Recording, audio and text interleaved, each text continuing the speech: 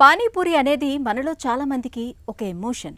వీధుల్లో బళ్లపై దొరికే ఈ చిరుతిండిని ఇష్టపడని వారుండరు. చిన్నపిల్లలైతే మరీ ఇష్టంగా లాగించేస్తూ ఉంటారు.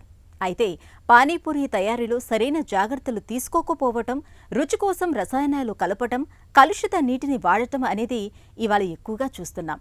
ఇలాంటి అపరిశుభ్ర వాతావరణంలో తయారైన పానీపూరిని తీసుకున్నప్పుడు పొట్ట పాడవడంతో పాటు అనేక ఆరోగ్య సమస్యలు తలెత్తుతాయని హెచ్చరిస్తున్నారు డాక్టర్లు.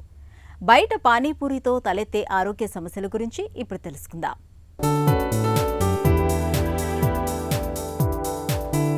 పానీపూరి, గోల్గప్ప, గప్చుప్ చిన్న పెద్ద అందరూ మెచ్చే స్ట్రీట్ ఫుడ్. పానీపూరీలకు మధ్యలో చిల్లు పెట్టి ఉడికించిన ఆలు, కాబూలి చెన దట్టించి ఆపై పుదీనా, చింతపండు, మసాలా కలగలిపిన నీటిలో ముంచి ఇస్తుంటే మనవాళ్లు గుటుక్కుమనిపిస్తుంటారు. దాని రుచికి ఫిదా అవుతూ వహ్వా అంటుంటారు. గల్లీ గల్లీలో కనిపించే పానీపూరి బండ్ల వద్ద ఈ రుచిని ఆస్వాదించేందుకు అందరూ వరుస కడుతుంటారు. అయితే జిహ్వ చాపల్యాన్ని తీర్చే ఈ పానీపూరి ఇవాళ ప్రజారోగ్యానికి పెను ప్రమాదంగా మారుతోంది. రంగు, రుచి కోసం కొందరు వ్యాపారులు కృత్రిమ రంగుల్ని, రసాయనాల్ని, తక్కువ ధరలో దొరికే కల్తీ నూనెల్ని వాడుతున్నారు. చాలామంది పరిశుభ్రమైన వాతావరణంలో పానీపూరిని తయారు చేయడం లేదన్న విమర్శలు ఉన్నాయి. ముఖ్యంగా కలుషితమైన నీటినే కొందరు చిరు వ్యాపారులు వినియోగిస్తున్నారు. పానీపూరిలో నింపే నీటిలో ఈకోలి, క్లెప్సియల్లా, సుడోమోనాస్, క్యాండిడస్, ఎంటిరోకోకే వంటి బ్యాక్టీరియాలు ఉన్నట్లు పలు అధ్యయనాల్లో తేలింది. ఇవన్నీ మన ఆరోగ్యాన్ని ప్రమాదంలోకి నెట్టేవే. తరచూ పానీపూరి లాగించే వారిలో గ్యాస్ట్రిక్ ట్రబుల్, ఎసిడిటీ, అల్సర్ వంటి జబ్బులు చిన్న పెద్ద అనే తేడా లేకుండా వస్తున్నట్లు డాక్టర్లు చెప్తున్నారు. సాధారణంగా చిరు వ్యాపారులు ఎక్కడా చేతులకు గ్లౌజులు తొడుక్కోరు.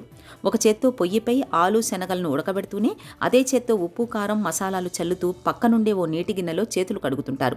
ఆపై అదే చేత్తో పానీపూరీలను మసాలా నీటిలో ముంచి అందిస్తుంటారు. దీంతో టైఫాయిడ్ వంటివి ప్రబలే ప్రమాదం ఉంటుందని గుర్తుంచుకోవాలి. అపరిశుభ్ర వాతావరణంలో తయారైన ఆహార పదార్థాలు, పరిసరాల వల్ల క్షయవ్యాధి వచ్చే ప్రమాదమూ ఉంది. ఇదే విషయాన్ని అంతర్జాతీయ జర్నల్స్లో పరిశోధకులు కూడా చెప్తున్నారు. పానీపూరిలో ఎలాంటి నీళ్లు వాడతారో తెలియదు. కలుషితమైన నీటిలో బ్రెయిన్ ఈటింగ్ అమీబా ఉండే అవకాశం ఉంది. ఇటీవల కేరళలో ఇలాంటి కేసులు నమోదయ్యాయి. దీంతో మెనింజైటిస్ అనే వ్యాధి వచ్చే ప్రమాదం ఉంది. ఎక్కువగా చిన్నపిల్లల్లో వస్తుంది.